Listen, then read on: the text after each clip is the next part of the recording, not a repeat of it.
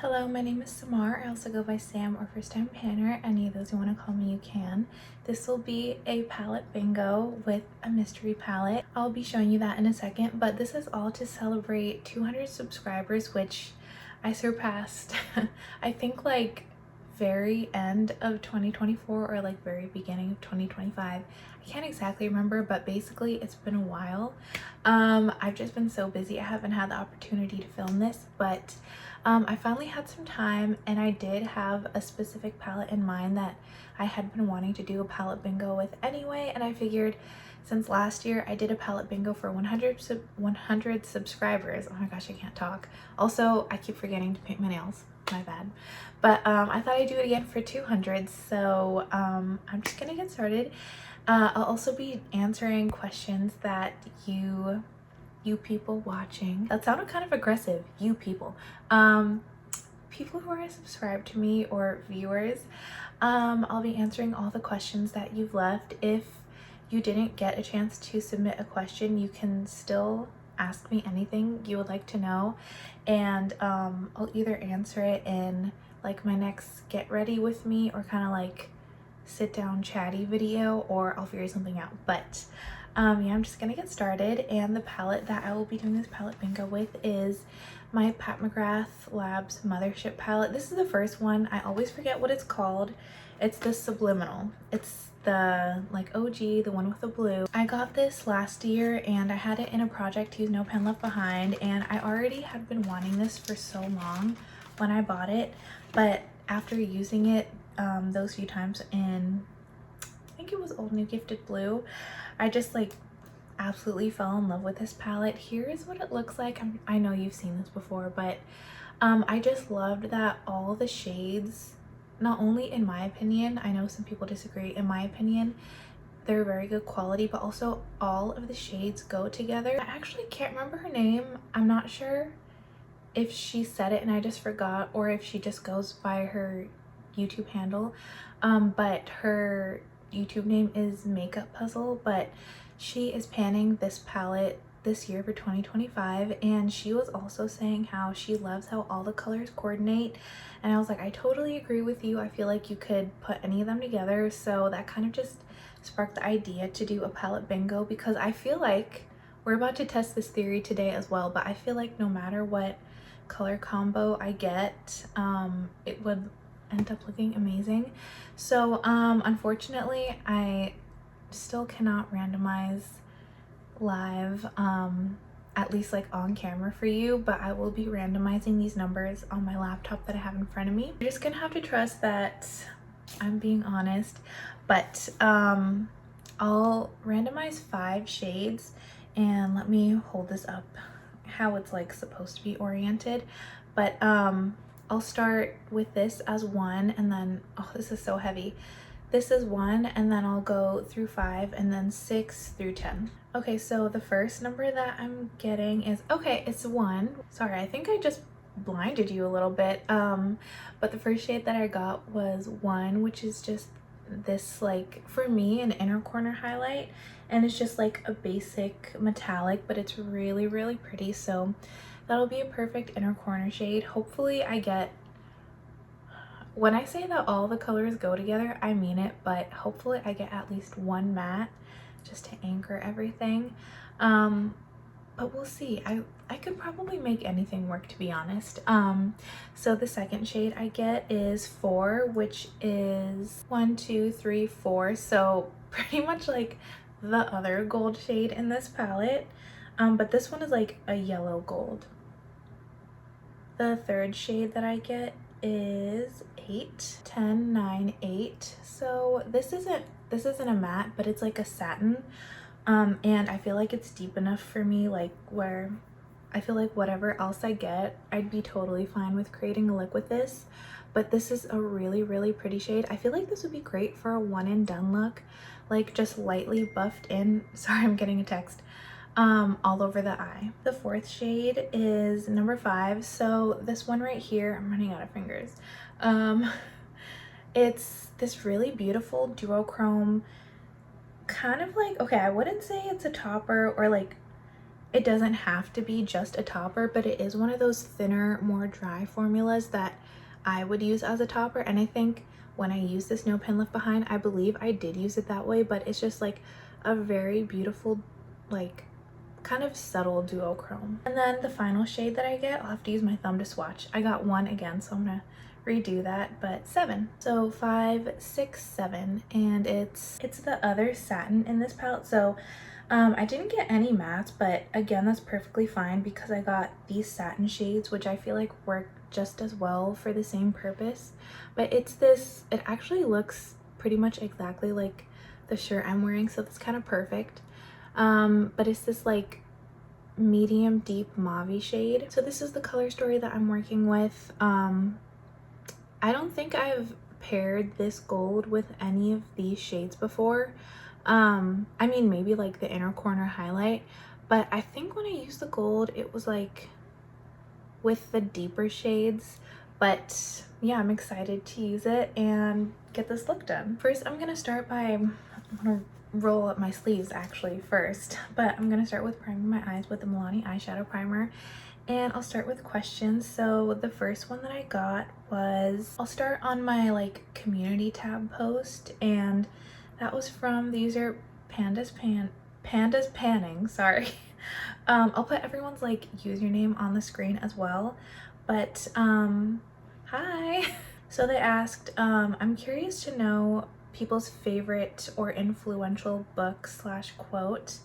And that's actually like a really nice question. I never, I'm gonna use a different mirror than the one that's on this palette because it's very reflective. So I'll probably just end up using this tiny mirror from my powder, but I don't want to keep blinding everyone because that keeps happening in like all of my recent videos.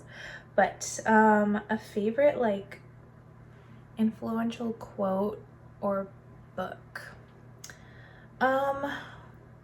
I probably should have thought about this one because I'm really bad at like thinking of things on the spot. But okay, this might not be answering your question exactly. I'm sorry, but something that like kind of I would say as like if I was giving someone advice, so not really necessarily a quote, but something that has always stuck with me since I was very young, like in high school. Not like, this was probably like 12, 13 years ago, not that long ago. Since it matches my shirt, I'm just gonna start with this last shade that I got, which again is a satin, but I use satins kind of like the same way that I use mattes. And I'm just gonna put this literally all over both of my eyes as the base color. But something that's like always stuck with me and like advice I give to other people as well is the biggest things that you'll ever regret isn't stuff that you do, but it's stuff that you don't do. And this especially stuck with me when I was younger because growing up I was like extremely introverted, but I was, you know, I want to put this in a nice way, but I was basically raised in like a very strict household and family and culture, and it was kind of always like just like focus on studies, keep your head down, do what you're supposed to do. Don't like, you know, don't go to not that I was invited to parties, but kind of like your typical like eldest daughter life experience. And so I was very risk adverse, and I just grew up never taking risks of like any sort, even like down to the smallest risk you could think of, like, oh, should I try a different milk in my coffee? And I always thought like that was the safest way to live because that was kind of how I was raised. But I started realizing that like the people who go farthest in life, even though not everyone who takes risks ends up being the most successful and not every risk like pays off, and I'm definitely not advocating for doing like dangerous stuff at all, but like the people who oftentimes go the farthest in life are the people who do take calculated risks. And I just started realizing that I was growing up, I'm gonna use a smaller brush to put it on my lower lash line. Growing up, I like never really had fun. I never like had the same experiences as my friends. And I never got noticed for things. It even still affected me as I was becoming an adult. Like, for example, the people who are the boldest get noticed more. So that would help like at your job, it would help in most social situations, like and making friends, stuff like that.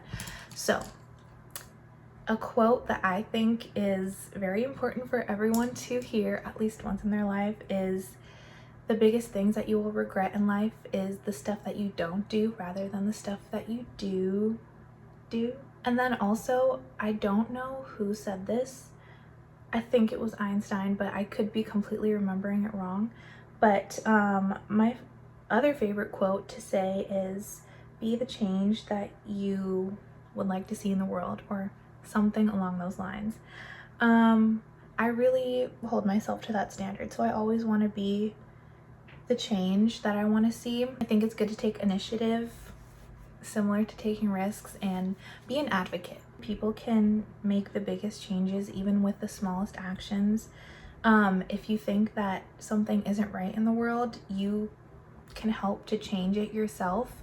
And you can like be maybe someone's influence to also join you. Maybe someone else was just waiting for someone to speak up. I also feel like, especially if you're in a position of power, you should definitely be an advocate. Now I'm gonna take this other brush, I don't know, and just go in with this slightly deeper satin and put that in my outer corner. I don't know exactly how it's gonna look because I haven't paired these two together. And to answer the other part of that question, probably my favorite book would be, other than the Harry Potter series, that was like definitely a huge part of my childhood, definitely the Giver series, which I bought the box set of it, and I'm planning on rereading the entire series, but I just haven't gotten around to it. I'm still on the same book that I was from December. But moving on to the next question. DW from Dub's Beauty Diary asked, hobbies besides makeup, what's your day job, what's your favorite food, and what made you decide to start a YouTube channel? So thank you, DW, for all those questions. I don't think anyone's ever asked me that many questions before. I'll start with the favorite food one because of course this is the easiest one for me to answer. I mean, I pretty much love most food, but if I had to like pick, I can't pick one specific favorite, but my like top three, I would say I absolutely love sushi. Yeah, like including raw sushi. I know some people don't like that, but I love it so much. And I love Thai food. Thai food and Indian food, they're tied. I think they do have some of the same flavors, or like flavor like intensity level, and I'm all about flavor. Thai food and Indian food, I love pretty much everything from both of those types of cuisines. And then of course, like I do love the foods from my own cultures, which is like Ethiopian food and Palestinian food. Of course, like my parents introduced me to that when I was very young, so, and I feel like that's probably a bit why I like Indian food so much, because I do notice that they have like a lot of the same like spices and seasonings. So if you like Indian food, you'd probably like Thai food, and the same with like Palestinian, like Mediterranean food. I also really love Greek food. I'm just gonna take this first brush again with nothing on it and just kind of like buff out the edges, because I feel like I did, because I'm talking. This is not the fault of the eyeshadow. Because I'm talking, I did go a little bit overboard, but she also asked, what's my day job? So I'm a laboratory technician. I'm currently a lab tech for a production lab that does drug testing, but previously I was a like kind of research-based lab tech at a battery company, so I was doing like actual research, you know, like the traditional mixing chemicals and stuff like that. Neither of those things is what I went to school for. I'm gonna take that shade on a smaller brush for like the outer part of my lower lash line. I did study chemistry in college, so like I'm very used to being in a lab setting, but it's kind of not really what I studied, which, just on a tangent real quick, Dora from Dora Makeup asked me, okay, sorry, I just real quick had to open up a window because I was sweating. But Dora asked me, I feel like you mentioned studies a while ago, so I'd be interested to hear more about that. What was it? Oh, hold on. Oh, sorry. What was or is your main research topic or field? And then she said, also, what's your first makeup memory? If you could only wear one product, which one would it be? Which makeup product or step do you sometimes forget about? Okay, she also asked me a lot of questions. So, I don't want to like skip anyone, but I did study chemistry in university. I'm assuming that's what she's talking about. So yeah, I studied chemistry. That was my major. My minor was ethnic studies. But yeah, I went to school primarily for chemistry. My focus was, we didn't really have like specific focuses, but for your electives you could choose anything that you want, and it was basically your focus, like for your major department. And the two areas that I chose for like my focus classes were organic chemistry. This is the NYX glitter glue, but by the way, organic chemistry and environmental chemistry, more specifically like atmospheric chemistry. So that's what I went to school for. I really enjoyed it, but I so far have not done anything relating to organic synthesis, which was like my main focus. I think I took like 4 or 5 different organic synthesis classes, and I have yet to even do it. On my finger, I'm just gonna take that yellow gold shade and put it all over my eyes. So when I went to my previous company, that was battery chemistry, which, if you didn't know, battery chemistry is all about like, you know, using metals, which is inorganic chemistry. It was very different from what I had studied in college. Of course I had to take inorganic chemistry classes in college, but I'd never taken a lab for that, and it wasn't like, I had just taken the bare minimum requirement for inorganic, so it's very different. But it was very quick to learn. It's kind of like, once you're in a lab and you learn lab techniques, it's more or less the same, or it's like very easy to like catch up.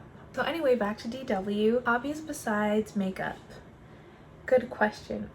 I don't even know. Of course I like to read. Oh, that is such a pretty color combination. I love that.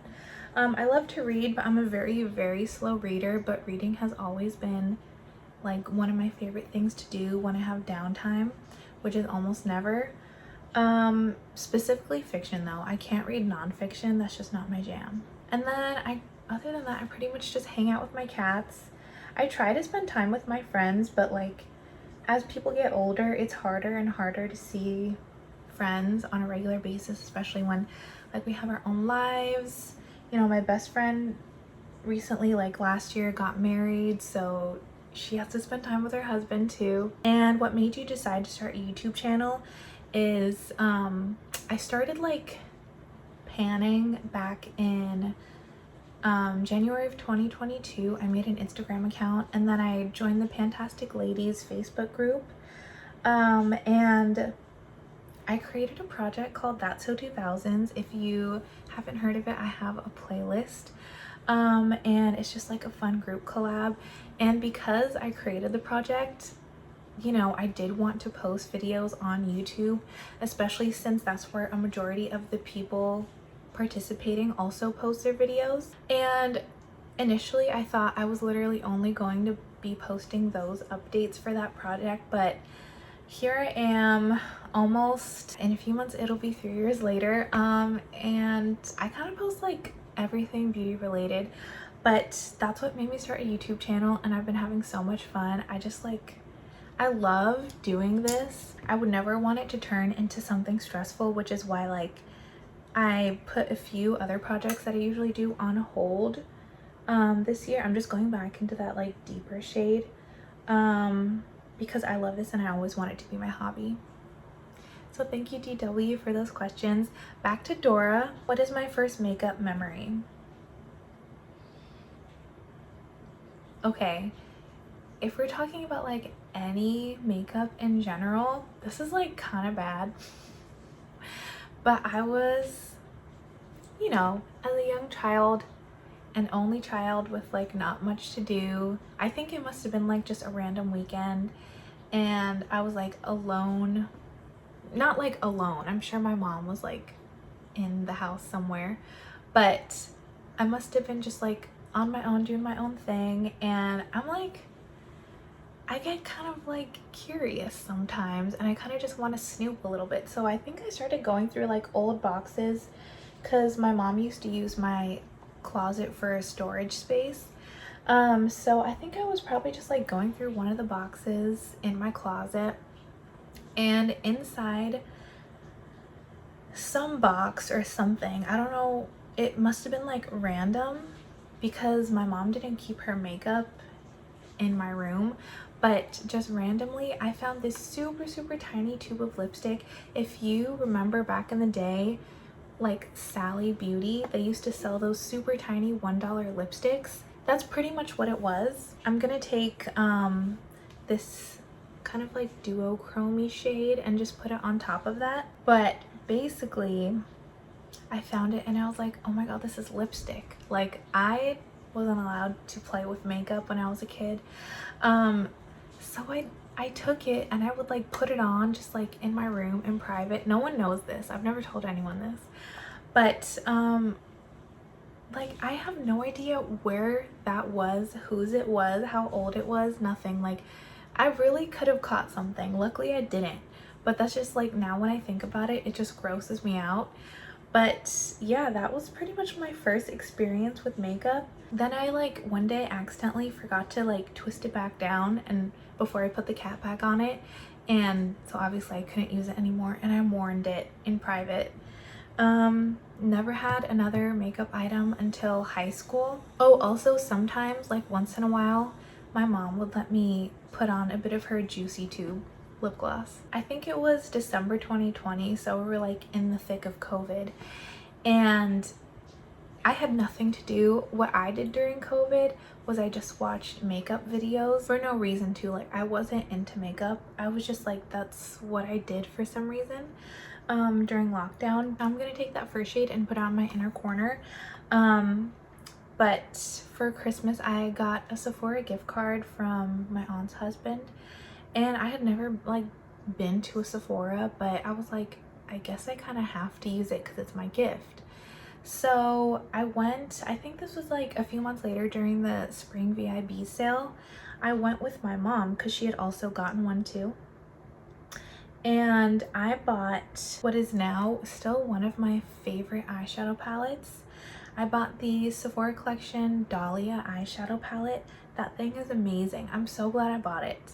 And yeah, went home, used it. I still like had other makeup at this point. You know, I wore like lipstick and mascara throughout college, so it wasn't like I literally only owned that one thing of makeup, but that was like my first time ever shopping for makeup, like not out of necessity, just for fun. And that kind of brings me to her next question, which is, if you could only wear one product, which one would it be? And that's mascara. I mean, it's kind of just like a staple. Like, I feel like it just opens my eyes so much, and I look very different when I'm not wearing mascara. So yeah, that would be the one makeup product that I would wear if I could only wear one. And then her final question is, which makeup product or step do you sometimes forget about? Easy. Highlighter. I love highlighter. In fact, I'm wearing it today. I had to actually like put it right next to my foundation so that I don't forget to wear it every day. I mean, I love the way it looks. It's my Essence Be My Highlight, but I just always forget to wear highlighter because I never, until like this past year in 2024, I never really wore highlighter ever. Even though I don't like super dry, super matte makeup anymore, I used to. I still like the way my makeup looks perfectly fine without any highlight. So I feel like my makeup doesn't look wrong if I'm not wearing it, so I just always forget. So thank you so much, Dora, for your questions. I think as my final step, I'm gonna put that duochrome shade kind of on my lower lash line. So the final question is from Alyssa, who is Miss Alyssa JM. on YouTube, and she asked what got you into makeup, both wearing it and buying it. And I kind of already talked about this because of the gift card and like watching YouTube, but I basically, if you know me, you'll know that I kind of need to turn everything into a challenge. I do everything like 0 or 100. It's never really in between for me. So before I even started buying makeup, part of like what I was doing during COVID, other than watching like makeup tutorials and stuff about makeup, is I got into the panning community. Like I started just watching panning videos. I had like no interest in actually participating. I just thought it was incredibly fascinating. And I just loved watching people like set their goals and like work on them all year and finally hit their goals. And it just like it was so inspiring to me. And when I started getting into makeup, that's kind of what like really motivated me to actually like continue buying makeup, because I found an opportunity to like give myself homework, which is what my mom calls it. She says you always have to like turn everything into homework for yourself. Basically, I saw panning as like a challenge and a way to like give myself something to do. And I also knew that like if I was going to turn makeup into like kind of a hobby or a passion of mine, there was no way that I could like keep doing this without some sort of accountability. So there was also that part. So basically panning is what kind of allowed me to get into makeup, because I was like, well, I'll have this whole other part of it other than like just the makeup. So it was pretty much panning, and now they go hand in hand for me. Like I can't think of one without the other. So this is what I ended up with. I really like it. I'm gonna turn the light down just a tiny bit, but I'm also gonna put on some eyeliner and mascara and be right back. Okay, it's about half an hour later. Sorry, I got an important call. These things do happen. Please excuse my voice if it sounds scratchy. I'll lose my voice if I am talking for too long, and I've been talking for about over an hour now. But this is the final look. I did a wing, which I don't do lately, so this is a little treat for you. There are people outside my window. But this is the final look with the, what is this again? Subliminal. Yeah, I really like it. Of course I do though, because these shadows, I love them. I think they're so good. And again, all of the colors go so well together. And I do think Pat McGrath does know how to create a color story. I mean, her past few palettes, apparently she has not even been on like the, what is it called? She hasn't been the creative director of her actual brand for a few years now, which is weird, but also that could probably explain why. As of late, her color stories have kind of been a little whack, but the OG and like her older palettes, I feel like they just all have really amazing color stories. But this one, other than my little Interstellar Icon quad, this probably has to be my favorite. They just go so well together, and I love the look that I created. But I have to go pick up my car from the mechanic. It's gonna be expensive, people. But I'm gonna look amazing at the mechanic, so it makes it a little bit better. Thank you so much for watching. I will see you in, I don't know what my next video is gonna be, but thank you so much for 200 subscribers and counting, and thank you for all your questions. I know I rushed through them a little bit. I honestly was not expecting to get so many questions, and I really love you all for asking your questions. You honestly don't even know how happy it makes me to see that people like are interested at all. But thank you so much, and yeah, I'll see you soon. I hope you have a great day. Bye.